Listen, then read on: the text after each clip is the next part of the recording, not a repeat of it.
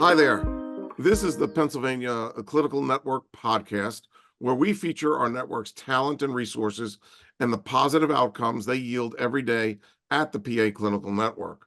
I'm Dr. John Pagan, chair of the PACN and your host. It's my pleasure this week to welcome Dr. Sanjay Dodamani and his leadership developing resources for physicians to be successful in quality care. Welcome to the show, Dr. Dodamani. Hi, it's really good to be on as a card-carrying member of the Pennsylvania Medical Society, being an internist and physician and having worked in Pennsylvania. I'm very excited to be on today, especially with this important looming deadline of the ACO that you're going to be talking about. Dr. Dodamani is a fantastic example of a physician leader and has done some neat things in the space. The PA Clinical Network is using one of his newest ventures called Guidehealth to help support our doctors, especially with more complex patients those of the Medicare age and in our ACO. Dr. Dodamani, I don't know if you want to give just a brief synopsis of some of the neat things that brought you to this space. Yeah, absolutely.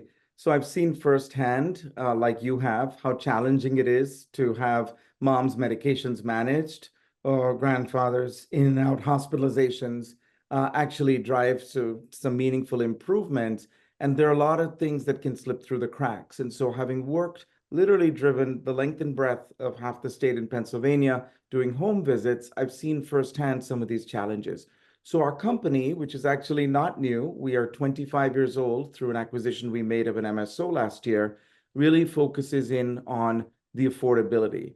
What we do is really have this affordability in lowering the cost to deliver better care using medical assistants who are health guides, supported by a very advanced technology platform.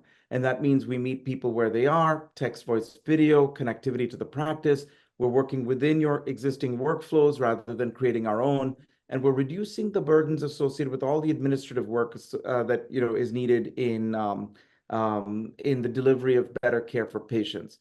We have the benefit of scale. We're in 4 states, and that really expands our reach. And we've got an infrastructure using all the different parts of our MSO or services or organization, and we've received recognition from our customers about how we're doing as a company, having won the best-in-class #1 for value-based managed services. So it's a big pleasure and honor to be working with the PACN ACO in service of your patients and in improvement of the medical savings that opportunity that presents itself through the ACO. Oh, thank you, Dr. Bonney, and thank you for your leadership in this space. I think it's so important that doctors, especially now with flat fee-for-service reimbursements, take advantage of the quality opportunities they have and the great care that they give their patients every day and getting recognition for that. And again, this was a brainchild of the Pennsylvania Medical Society several years ago as the shift from volume-based payments to value-based payments. And the Medical Society wanted to equip our doctors with the tools to survive and thrive in that environment. So out of that came the PA Clinical Network, again, associated with our Pennsylvania Medical Society, and really the only example of a state medical society sponsored clinical network and ACO that we know of. And a subset of the clinical network is the ACO, which we're talking about this week, and in particular, because of a looming deadline. CMS has required for participation in 2025 in an ACO to be registered, or at least signal an intent to be registered with that ACO before August 1st. So here we are in the middle of July and the days are waning. Anybody interested in the PA Clinical Network ACO needs to get their name in before August 1st.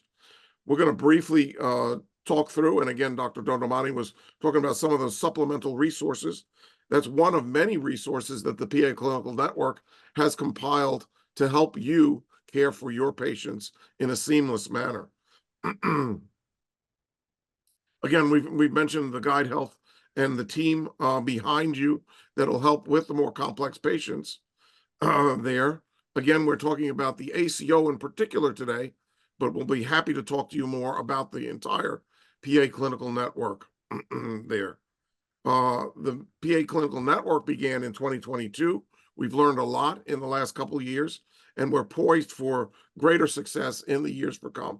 This is an excellent time and opportunity to join the clinical network and the ACO and benefit again from the great care that you give to all your patients all the time.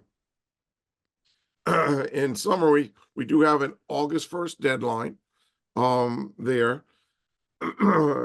Your final decision to join the ACO can come several weeks later into September.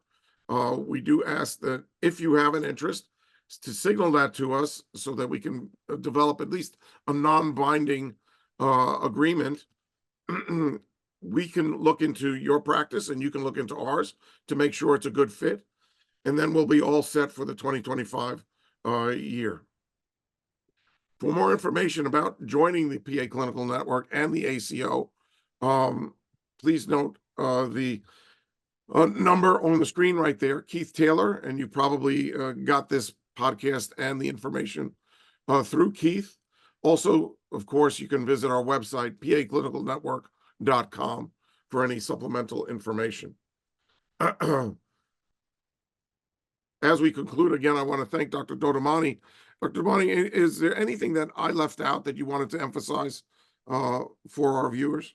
Yes, it's really important for the physicians who are making this decision. Remember, this LOI is non-binding, and your intent right now is more about ensuring that there's a good fit as you decide about where to have the infrastructure and resources to support your senior patients, your Medicare patients. Remember that both PACN, ACO, and Guidehealth are working together so that the admin services that are needed to ensure that all of the things that are, in service of your senior focused patients are being done, that we have the right technology infrastructure combined together, and that the care model, which is our medical assistants working under the supervision of nurses to support the care gaps for the patients, to support quality gaps, to support patient engagement, especially for high-risk patients, is being supported. There are literally hundreds of things that need to get done for value-based care. And with all the drops in reimbursements, it's really important that we capture some portion of the Medicare premium that we can then distribute in healthcare savings through better care, through better quality and patient engagement, as well as through reduction of avoidable hospitalizations. So better quality gap scores. Some of these are triple weighted and important. Better care management supports through this integrated approach on our technology platform, and then better documentation opportunities so that we're not leaving any premium dollars on the table that could otherwise be used either in service of the patient or reduce costs and providing a better return, especially to hardworking primary care physicians who are tirelessly doing this job but see dropping reimbursements. We have a huge infrastructure on the technology side that grabs clinical information, claims, EHR data, the lab feeds, and admit data and discharge data that helps support this ecosystem. Our health guides are working directly with your practice. They're working from home, but they're remoting in, and they're connecting into your patients. They have access to the medical record, so they know exactly what's being documented. And more importantly, they have the supports of registered nurses and other members of the care team so that no one can slip through the cracks through this better coordinated care model. This means that their patients who are the sickest can get high-touch patient care and coordination. The patients who are less sick but just need reminders and things like that, we have the ability to connect them in with the specialist that you're working with. And then for better documentation, care gap closure, we're working across the entire population. So with that, let me turn back to Dr. Pagan. Again, it's been a pleasure to be on this podcast today. And I just want to thank Dr. Pagan and the PACN ACO for giving us the opportunity to share in the care and be a part of this big move to value-based care. No, I think it's great. And I think what you brought out is important. There's so many moving parts behind the scene that make it difficult for the busy family practice to take full advantage of the value-based opportunities that are out there. And behind the scenes, doing the lift, and allowing you to do the great care that you do every day in your practice. The PA Clinical Network and partners like Guidehealth can help the lift and help bring those services to your patients so that they get the great care that you're giving and recognition for that.